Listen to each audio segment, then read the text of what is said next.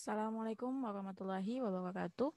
Hari ini kita akan mempelajari atau akan menentukan apakah suatu unsur ini disebut dengan oksidator atau reduktor. Atau dalam arti kita dapat menentukan kekuatan oksidator dan reduktor dari suatu unsur. Di sini ada beberapa reaksi, diberikan ada 3 reaksi, diberikan ada A plus B2 plus menjadi A2 plus B, sampai ke A plus C2 plus menjadi A2 plus ditambah C dengan E-nya masing-masing. Dari sini, dari ketiga reaksi ini, kita dapat menentukan nilai dari SL atau beda potensial dari suatu reaksi yang lain, selain dari 3 ini tapi masih berhubungan. Cara menentukannya adalah, yang pertama, kita harus dapat membuat semacam garis bilangan dulu. Kita buat dulu garis.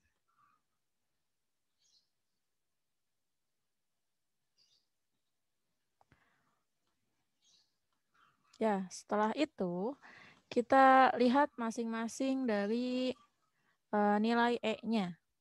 Kalau misalnya positif, itu artinya yang oksidasi itu berada di sebelah kiri, sedangkan reduksi itu ada di sebelah kanan, sesuai dengan deret volta. Di sini ada A plus B2 plus, kalau kita melihat di sini berarti A mengalami oksidasi karena dia naik, lalu B ada 2 plus menjadi 0, berarti dia turun, berarti dia reduksi. Jadi dapat kita tulis misalkan A-nya di sini, lalu B-nya di sini. Nah, jaraknya berapa? Tergantung dengan nilai dari E-nya. Di sini ada B, berarti jarak antara A ke B adalah 0,8. Ini di sini berarti 0,8. Nah, setelah itu kita melihat reaksi yang kedua. Kalau di reaksi yang kedua berarti di sini C mengalami oksidasi, D mengalami reduksi.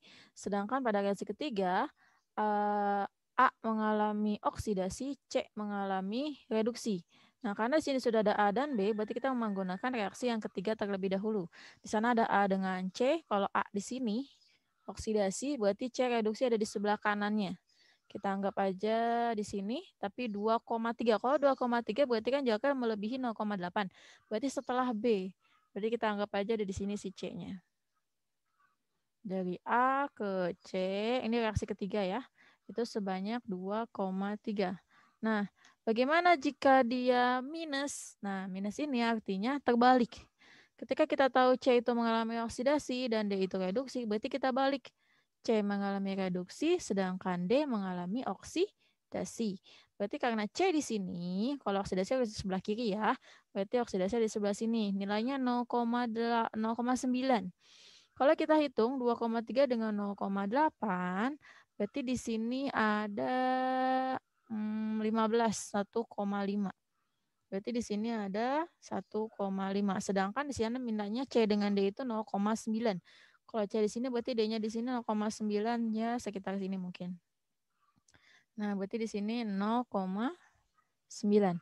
Nah, setelah itu kita disuruh menentukan untuk B dan D. Di sini kalau kita lihat B-nya oksidasi, D-nya reduksi. B dengan D, oh berarti di sini. Sesuai ya sama dengan di sini. Nah, berarti nilainya nanti positif. Nah, kita lihat di sini berapa jaraknya. Nah, kita hitung. Di sini sudah 1,5, sedangkan sini 0,9. Berarti di sini sisanya berapa? Berarti di sini sisanya adalah 0,6 volt. Seperti itu. Kita lihat jawabannya. Oke, sama ya. Berarti nilainya positif 0,6 volt. Next, untuk pertanyaan yang kedua. Nah, ini sama bentuknya reaksi. Kita disuruh menentukan lagi. Sekarang kita buat dulu garisnya sama seperti dengan yang tadi. Kita buat dulu garisnya. Lalu kita membuat masing-masing A, B, C, D-nya. Di sana ada A dengan B untuk reaksi yang pertama, berarti ini oksidasi, ini reduksi. A di sini dengan B karena positif, berarti sesuai ya. Kita ambil aja A di sini, lalu B di sini 1,46. Kira-kira aja ya teman-teman. 1,46. Setelah itu kita lihat B dengan D, sudah ada B ya, kita bisa menentukan D di sini. B dengan D, tapi dia negatif. Karena negatif berarti kita balik. Yang tadinya B itu oksidasi menjadi reduksi, berarti B ada di sebelah kanan, sedangkan D ada di sebelah kiri. B-nya sudah di sini, berarti D-nya di kirinya. Berarti kita buat di sini, sekitar 0,6. D, di sini jaraknya 0,6. Next, A dengan C. Sudah ada A di sini, kita buat C-nya. Karena positif berarti sesuai. Di sini A itu mengalami oksidasi, C mengalami reduksi, berarti C ada di sebelah kanannya A. Kita buat A-nya di sini, berarti C-nya ada di sini. Sekitar 1,16. Kita hitung dulu, A dengan D itu berapa di sini. Apakah melebihi, apakah kurang, gitu.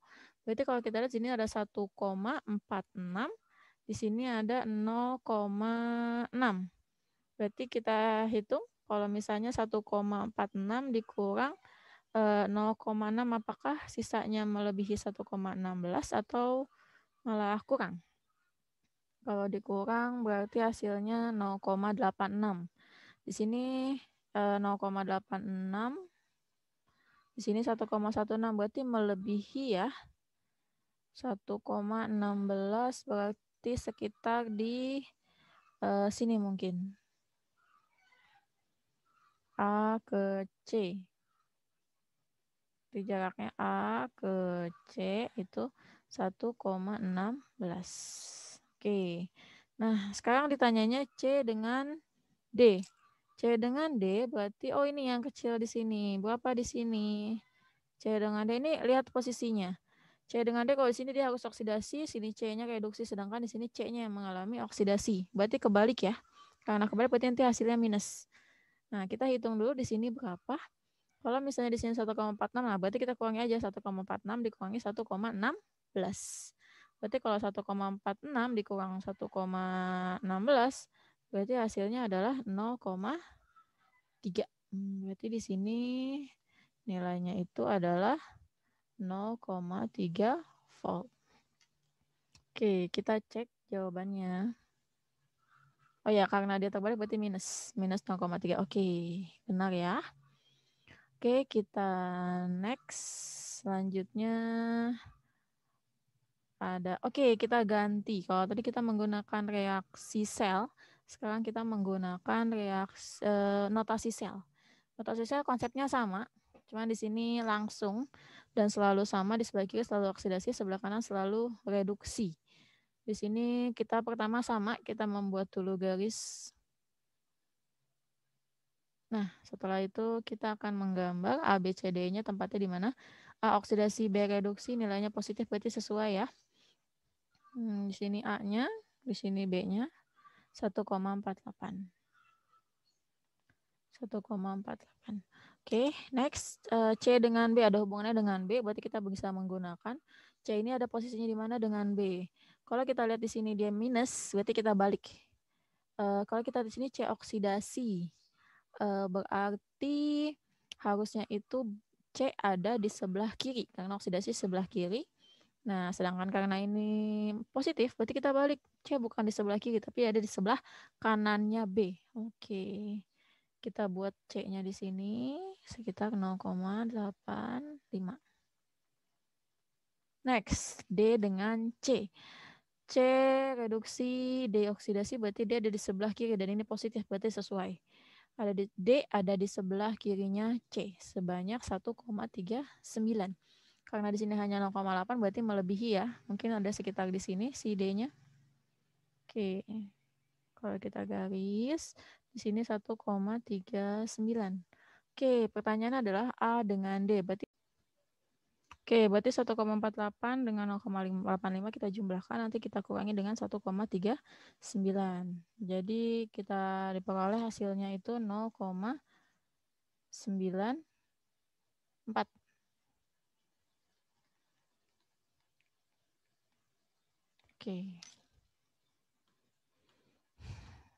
Oke, positif ya karena sudah sesuai oksidasi dengan reduksinya. Lalu kita next. Sama dengan yang seperti yang tadi caranya. Yang pertama kita harus buat dulu garisnya. Garis bilangannya dulu.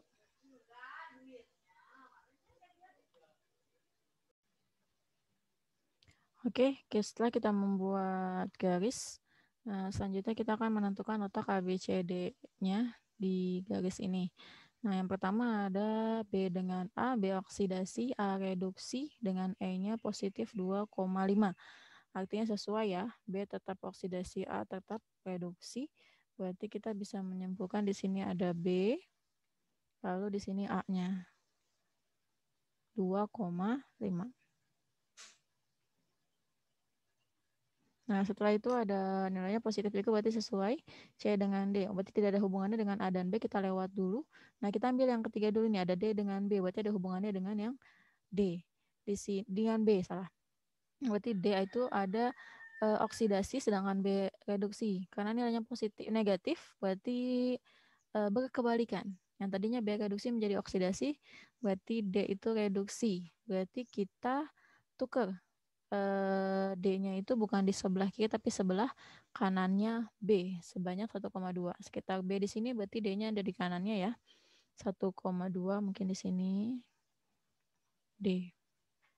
Di sini nilainya 1,2.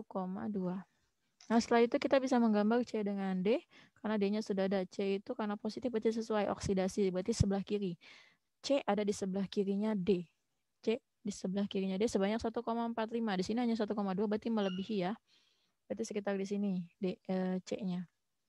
Di sini nilainya 1,45. Nah, yang ditanya adalah A dengan CO dari sini ke sini. Berarti total. Berarti kita jumlahkan saja. Kalau kita hitung di sini 1,2, berarti sini sampai ke sini 1,3 ya. 1,3. Kita jumlah dengan yang di sini berarti totalnya adalah 1, A dengan C itu 1,75. Karena posisinya berkebalikan, A harusnya sebelah kiri, C sebelah kanan, berarti nilainya adalah negatif. Jadi hasilnya adalah negatif 1,75. Oh maaf, di sini ada 1 dengan 1 berarti 2 ya. Berarti nilainya di sini adalah 2, minus 2,75. Oke.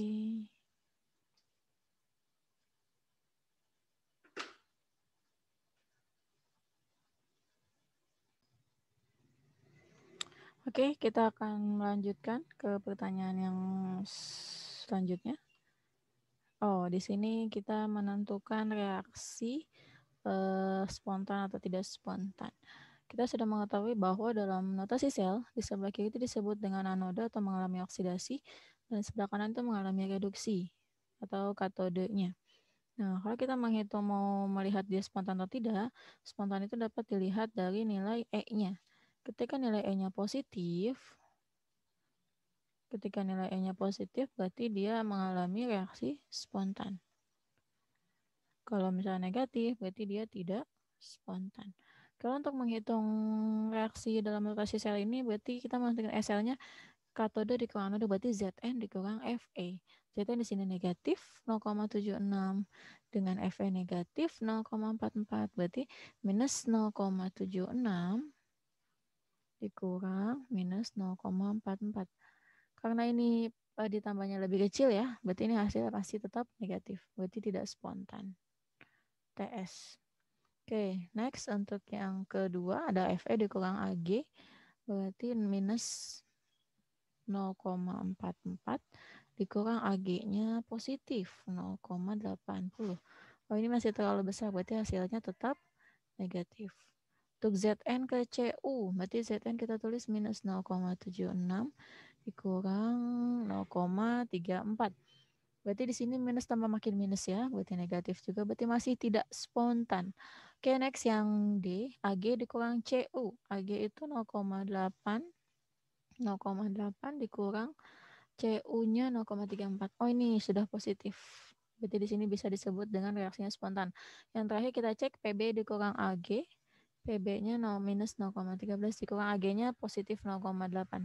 Nah, ini berarti minus makin minus ya. Berarti jawabannya adalah D.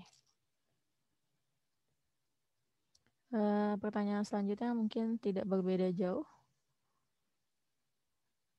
Nah, di sini ada suatu susunan sel volta. Di sini kita menentukan S-selnya. Untuk menentukan S-sel sebenarnya mudah. S-sel itu kan sebenarnya reaksinya adalah E katode dikurang E anode. Nah, kalau dari sini kita bisa menentukan saja yang mana disebut dengan katode, yang mana anodenya. Nah, kalau kita lihat di sini ada Zn dengan Ag, di sini Ag akan mengalami reduksi. Kenapa? Karena dia lebih besar nilainya. Ini lebih kecil berarti oksidasi. Berarti otomatis yang ini katode, di sini anode. Nah, sama juga dengan ini. Kalau tanda seperti ini berarti menunjukkan kalau misalnya arah alirannya ke kanan, ke sini nih, ke sini, ke kanan. Berarti di sini kita bisa tentukan kalau di sini adalah anode. Sini katode. Karena reaksinya seperti ini. Berarti Zn itu anode, katode itu adalah Ag. Berarti kita bisa tentukan SL-nya yaitu katodenya Ag berarti 0,8 dikurang minus 0,76. Berarti hasilnya adalah positif 1,56 volt. Berarti ini jawabannya. Begitu. Nah, selanjutnya kita masuk. Oke. Ada dua data SE beda potensial. Di sini kita menentukan siapakah anodenya, siapa yang reduksi, bagaimana reaksinya, seperti itu. Yang pertama kita lakukan adalah kita tentukan dulu di antara Cu dengan Ag di sini siapa yang mengalami reduksi atau oksidasinya. Kalau misalnya kita melihat dari nilai, kalau tidak ada gambar, berarti kita menentukan berdasarkan nilai E. E-nya yang lebih besar itu berarti mengalami atau lebih cenderung untuk mengalami reduksi. Karena dia reduksi, berarti dia adalah katode. Kebalikan ini oksidasi, berarti ini adalah anode. Sekarang kita cek CO adalah anode. Tentunya salah ya, karena CO adalah katode. Oke, next PB reduksi. PB itu oksidasi, berarti salah. Oke, kita cek di sini reaksinya. Apakah PB mengalami oksidasi dan CO mengalami reduksi? Lihat, PB 0 ke 2 berarti naik. Berarti ini oksidasi. Kalau CO berarti reduksi. Benar ya, 2 ke 0 berarti reduksi. Berarti jawabannya C di sini. Kita cek dulu yang D. Notasi selnya CU dulu baru PB. Salah. Karena anode itu adalah PB, harusnya PB dulu baru CU. SL-nya berarti kalau misalnya kita hitung, SL-nya itu berarti E-nya CU dikurang E-nya PB. Kalau kita hitung berarti positif 0,34 dikurang minus 0,13.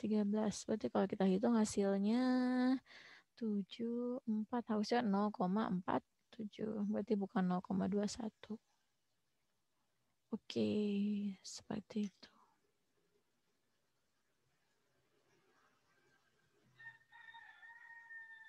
Oke, sekian. Terima kasih.